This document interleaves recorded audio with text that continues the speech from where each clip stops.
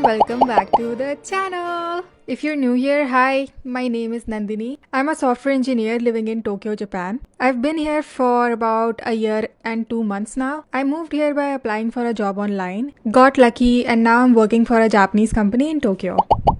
On this channel, I share my life in Japan and also the random experiences that I have while living here. So for today's video, it's going to be super chill. I'm actually on Oshima Island right now. I'm staying in a ryokan which has this beautiful library where I'm sitting, which just inspired me to make this video today. I just could not go without making a video in this library. Just look at this place. Okay, let me give you a whole tour.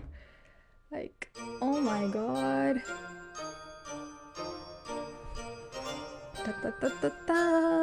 This is the whole library, that's the door.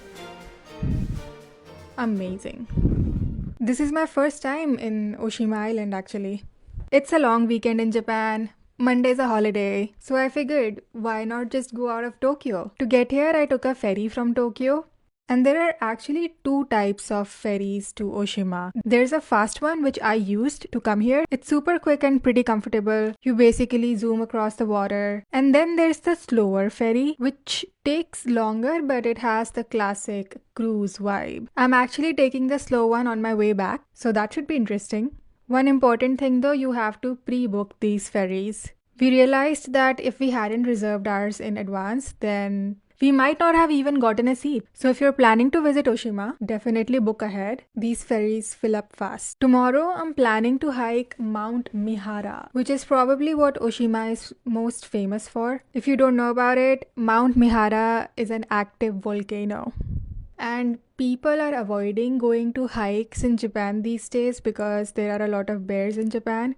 But Mount Mihara hike is the safest one because Oshima does not have bears. So let me talk a little bit more about the place I'm staying at, and honestly it has turned out to be my favorite part so far. If you've never stayed at a ryokan before, it's basically a traditional Japanese inn. You sleep on tatami floors, the whole place has super calm vibes. It's really peaceful, it's really quiet. The ryokan that I'm in right now has this cute little library and we have manga books over there.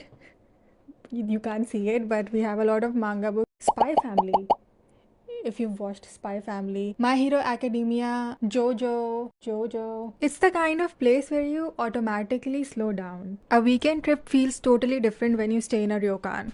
You're actually relaxing. You're forced to slow down in a good way. They also have a kitchen here. So one bad thing about Oshima is you cannot find vegetarian food. Even the restaurant that we just went to had a sign that said, sorry, we don't have vegetarian food on the menu. So you have to be careful about that. That's why I brought my own vegetarian food. I brought the ready-made dals and bhaji and I bought bread. So I'm eating that bhaji with bread. Tomorrow I plan to eat dal makhani with bread. So that's one thing about going to countryside areas or remote locations in Japan. You will not get vegetarian food. You have to carry your own. Apart from that, everything is pretty great. It's an experience. This is the good stuff of Japan that you cannot get in Tokyo. It's easy to forget the good stuff if you don't step out of Tokyo. The ocean breeze, the quiet of the ryokan, the anticipation of a hike tomorrow. Honestly, I don't know how it took me more than 1 year to actually visit a ryokan. You guys should do it sooner if you're here. Bye!